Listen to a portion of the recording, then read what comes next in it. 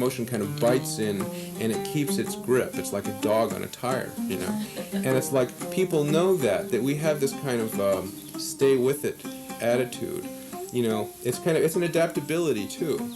Like to me, a lot of things could happen to Komotion, but it would still keep going. I mean, theoretically, even if the space, you know, disappeared or were like taken away from us, or the lease or whatever, or the police or whatever, I mean, to me, we could deal with any of those things. It would start happening again. It would start somewhere else.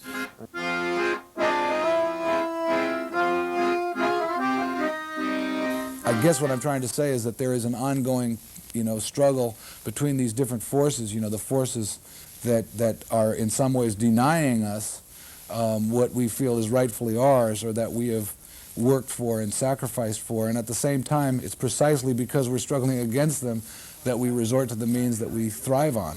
We resort to the means of cooperative effort. We resort to the means of sharing. We resort to the means of supporting one another emotionally, financially, any kind of way you can imagine, and that's beautiful. You know, I mean, that inspires me too. So what, you know, it's kind of like you know, you can't have one without the other. It's a dynamic. It's the whole thing, you know. And I mean, it's kind of hard to deal with, because in the past, you know, it was just a simple us and them for me, you know. I mean, the haves and the have-nots, they're up there, they're the enemy, I'm fighting them. Okay, I still feel that way. I mean, I feel that way every time I walk down the street, and you see the suffering and the humiliation that everybody experiences where I live, where this place is, where we are standing today, and you realize that there are people, there are other people, other human beings that are actually responsible for this and are conscious of the fact that they're, you know, dropping all this misery on people. But at the same time, I'm saying, hey, I am not going to let that turn me into a, you know, an animal. You know, I'm not going to let that turn me into somebody who's given up on life.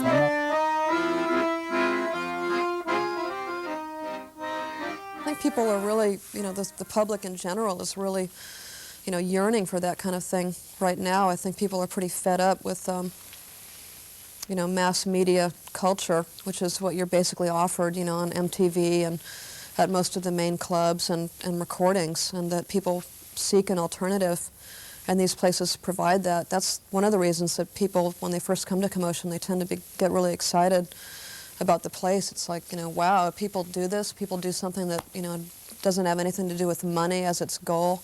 That's still a pretty, you know, radical concept in America.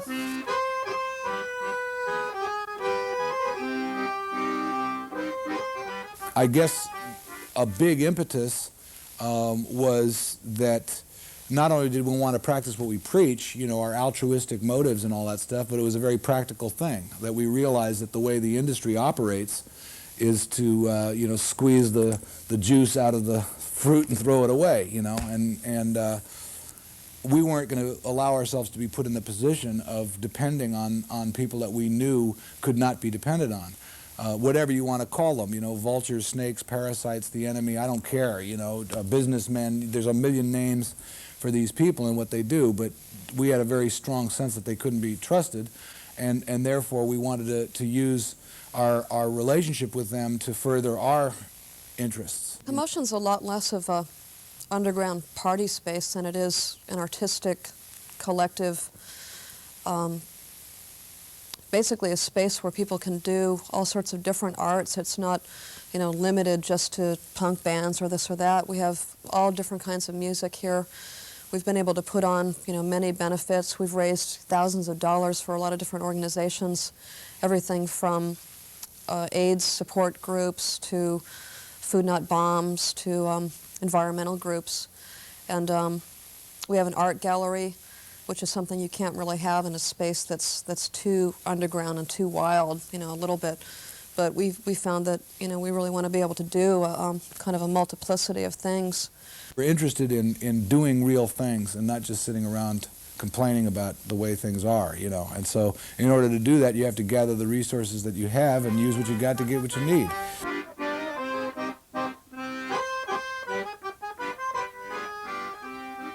One of the early issues with Komotion was the fact that that a party can be a lot more than just like your classic kind of definition of a party. Partying is one of the primary kind of activities, along with the other things that one does or is supposed to do. You work, you pay taxes, you watch beer and car commercials, and you party. Party is like the verb for, like, the leisure of this generation. But I found that starting at Rose Street, where the looters originally practiced and had parties, and extending into Komotion, and before that the Offensive, which Thierry started, the French anarchist, now architect,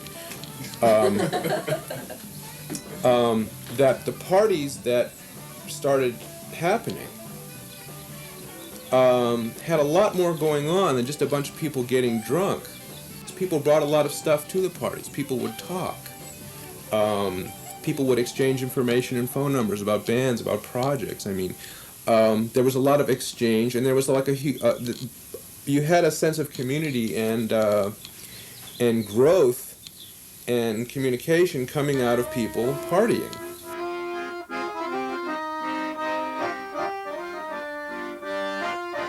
It's interesting how people talk about the arts being censored in places like, the Eastern Bloc countries, that they have suppression of the arts and censorship of the arts on kind of a from the government down. But in the United States, I think that it's a lot more economic. In a sense, they say, go ahead, do whatever you want. You have the freedom to do whatever you want.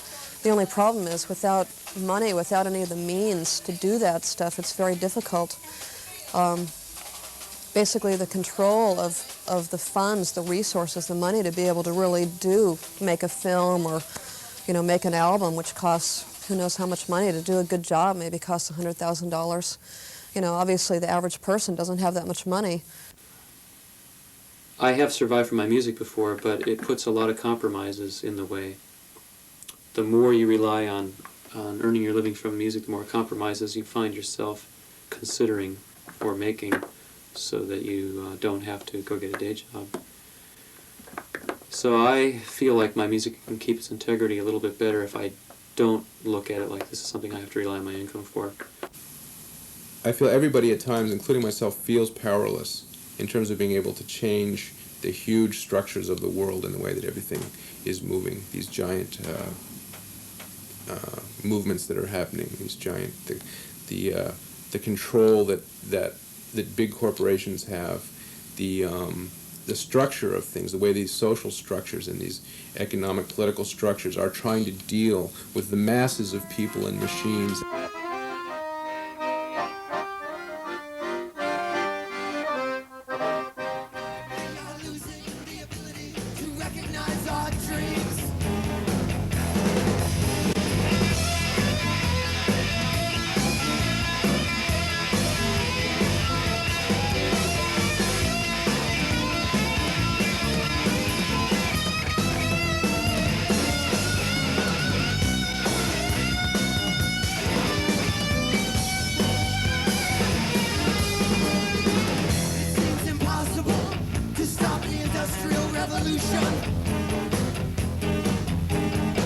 It seems impossible to stop the Industrial Revolution. Maybe we should stop having children.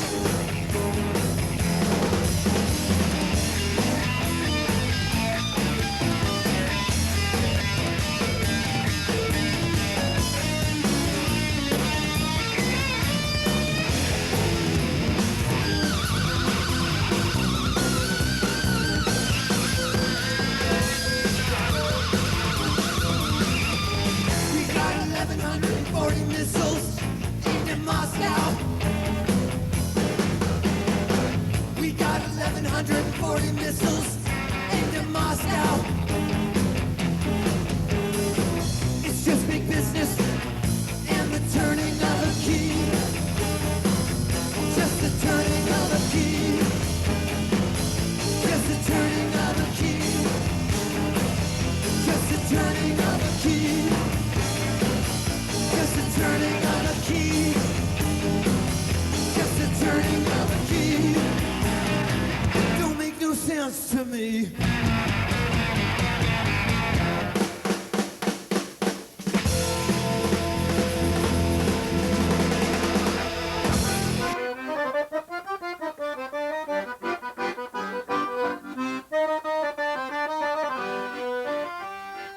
I think it's very important to support underground economy, alternative funds, underground money, anything that's outside of the system of banks, insurance companies, politicians' wallets, just staying outside of the system. So I applaud any endeavor that stands up against that, doesn't care about licenses, doesn't care about insurance, doesn't care about legality. Komotion fits into that category for me. People from all over the world admire what happens at Komotion because it's an example of a collective that somehow manages to operate with a pretty loose organization, and just through like-minded people who are cooperatively minded and have a similar vision. We don't all play the same kind of music by any means, but we're all inspired by the cross-pollination of music from all around the world.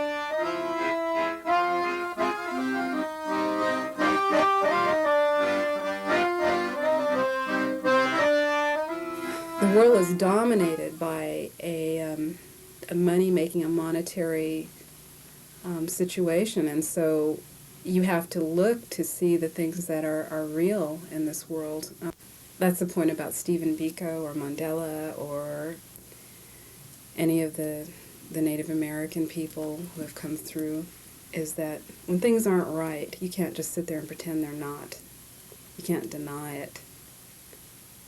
And maybe you can't maybe you can't change the world, but the one thing you can do as an individual is say out loud to the world, to yourself, to anyone, just say, I see this. To forcibly remove them, to gut the earth on which they live, the home of the heart, to take the little they have, to upset the balance, is to kill them, is to kill her. Strip mining leaves nothing. Sacrifice area to greed, not to need. The donations made to worthy tax-deductible causes will not absolve you, will not absolve you of your great emptiness, the sense of inadequacy you try so desperately to bury, the crimes you commit denying the name of it, will not absolve you. You see, the death, after all, is your own. 2 cars in the garage of a 3-story home in Upper Manchester, the VCR casually left on all night, its 40-inch screen ablaze, 15 pairs of quality Italian leather shoes, the matching apparel, diamonds in a safety deposit box downtown, continental cuisine, trips to Rio, tickets to the opera, opening night minks and sequins, skydiving and scuba lessons, catered cocktail parties, wall-to-wall mirrors and oriental rugs, crystal chandeliers, silver servingware, the insulated safety of especially patrolled exclusive neighborhoods, the maid, the gardener, the cook. All the cliché accoutrements of success, excess, comfort, and convenience. The energy and resources spent, the imbalance of pain for pleasure.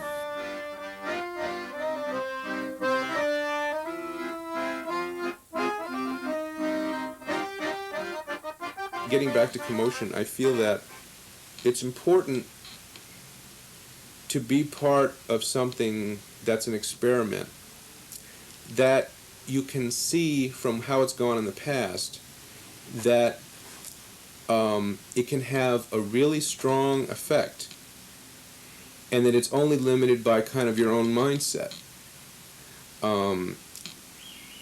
And it's hard to gauge the effect on a short term, but I have seen an effect of Komotion on a long term, because I've seen how excited people get at coming to different benefits for groups and seeing that these people are actually there and that they're out there, that people that care. Everybody's skeptical. A performer that comes here for the first time, or even an audience that comes here for the first time, might say, hey man, too good to believe. You know, it's too good to be true. I've heard this shit before. It can't be happening. After a few times or a couple of experiences at the place, people go away saying, hey, it's real. Nobody told me this. It happened. This really happened. It's great. You know, it makes me feel good. And that's the reward, you know, that's the payoff. I feel like some people get compartmentalized so easy. They come home from work and they watch TV. If they go down to Komotion and they see that there's people, that there's a whole movement connected around something, they start feeling that there's not just the corporations and a bunch of disorganized individuals.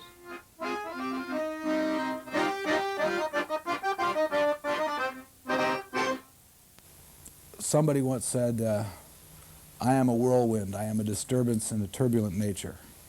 And that's what Komotion is.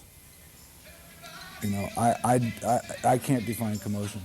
And I don't want to try to confine Komotion. I mean, the word is defined by Webster, you know, in the dictionary.